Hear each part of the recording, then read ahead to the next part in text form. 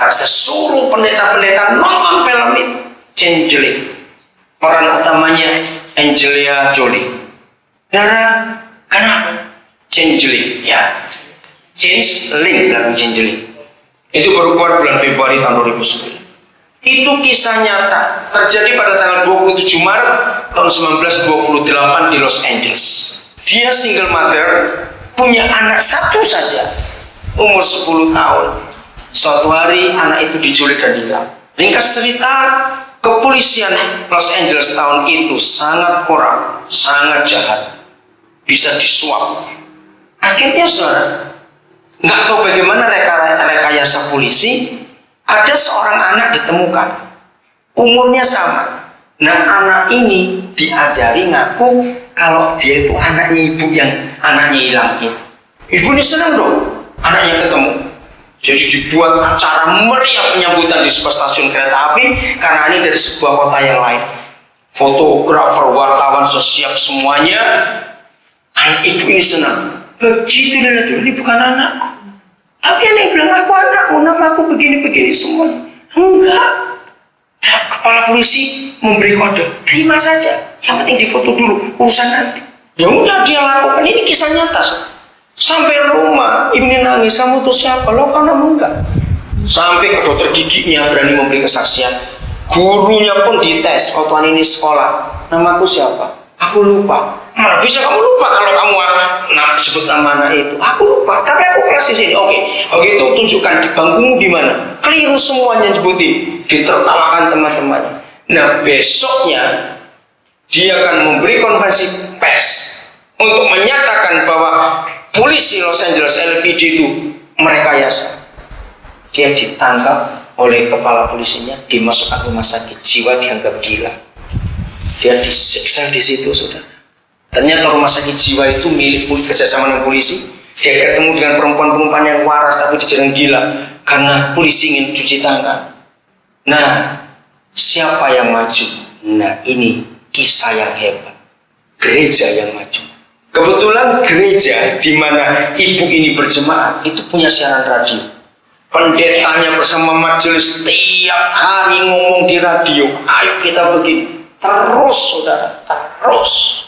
Berbulan-bulan pendetanya didatangi polisi, diancam mau ditembak, mau ditutup radio. Wah, berani mereka. Wih, peran gereja hebat sekali. Tinggal cerita, kebongkar semua itu. Pengadilan ketangkap akhirnya pembunuh anaknya. Ternyata dia sudah membunuh 22 anak kecil. Ketangkapnya di Kanada. Jadi gereja yang bekerja, gereja berfungsi.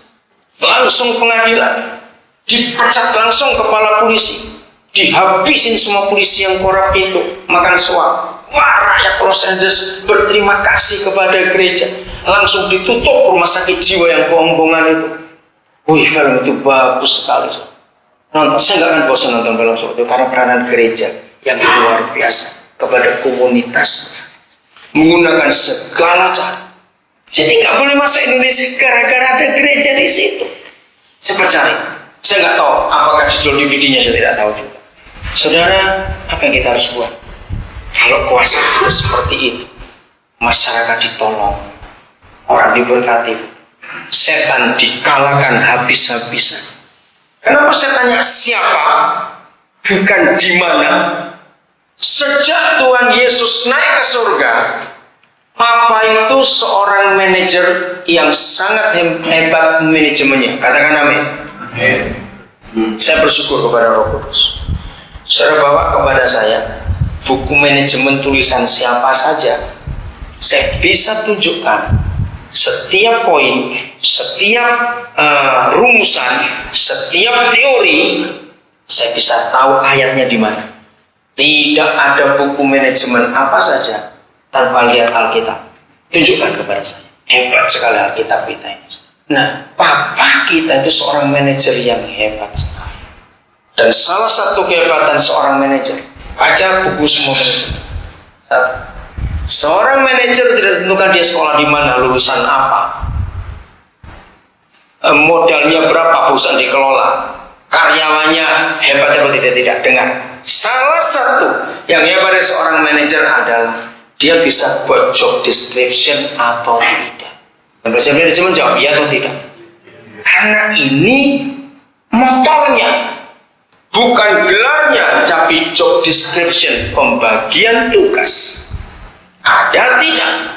Nah, sejak Yesus Tuhan kita naik ke surga, ya, maaf saya bukan mau sombong, enggak, saudara, saya cuma ingin ingatkan saudara. Kapan saudara pernah dengar khotbah kenaikan dengan ayat-ayat ini? Jadi Papa itu memberi job description untuk Yesus dan untuk gereja. Sejak Yesus naik itu jelas sekali. Ini saya lanjutkan. Job desk-nya begini. Ayat 22. Dan segala sesuatu telah diletakkannya. Nyanyi itu Papa. Papa telah meletakkan segala sesuatu tadi di ayat 21 itu di bawah kaki Kristus. Dan dan Yesus telah diberikan oleh Papa kepada gereja sebagai apa? Kepala. Nah, ini job desk-nya. Jadi Yesus hormat dan tunduk kepada Bapa. Dia cuma kepala saja. Ayat 23, gereja yang adalah apanya? Tubuhnya. Nah, ini job description. Seorang manajer akan menegur keras anak buahnya kalau overlapping. Betul tidak?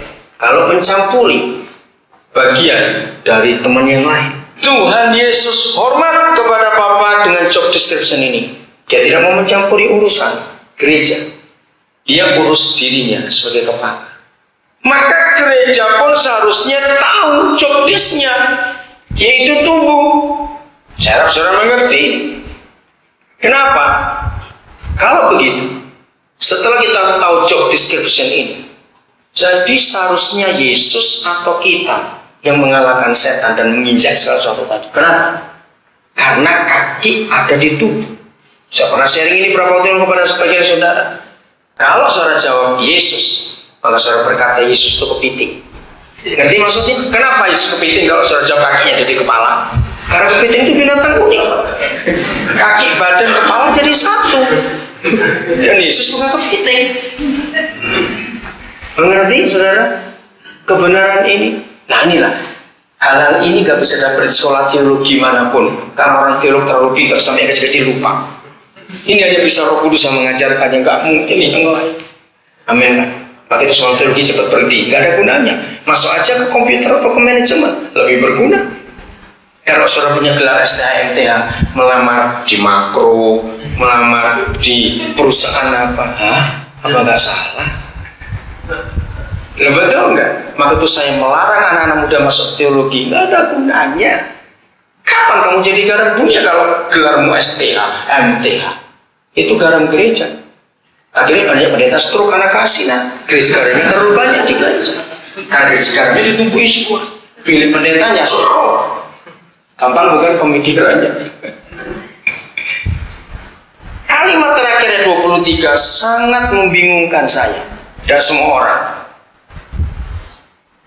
Artinya begini, setelah job desk dibagi, gereja yang adalah tubuhnya, yaitu yang membuat Yesus jadi utuh, lengkap dan sempurna. Harusnya begitu. Kok bisa? Oke, saya beri contoh ini. Tidak semua kita tahu, mungkin apalagi kenal, tidak semua kita, tapi mungkin tahu atau mungkin pernah ketemu. Saya tuh paling kagum di Indonesia ini dengan seorang yang namanya Profesor Dr. Yohanes Surya. Saya kagum dengan dia, itu orang hebat. Cuma sayang dia itu Kristen dan Tionghoa, sehingga pemerintah nggak pernah menghargai dia. Harusnya pemerintah Indonesia bangga dengan orang ini. Amerika itu minta dia berkali-kali. Ini orang hebat. Karena ada orang namanya Profesor Dr. Yohanes Surya di Indonesia ini. Saudara, 200 sekian puluh negara di dunia geder. Kalau ada Olimpiade Fisika Internasional dan orang anak pelajar Indonesia ikut, semuanya geder. Saya hitung ini tahun yang ke-11 kalau saya tidak salah. Dia sudah membuat nama Indonesia terkenal di dunia karena anak-anak didikan dia itu ahli fisika yang luar. Dan tiap kali Olimpiade Indonesia pasti yang menang. Tiongkok kalah, Jerman kalah, Amerika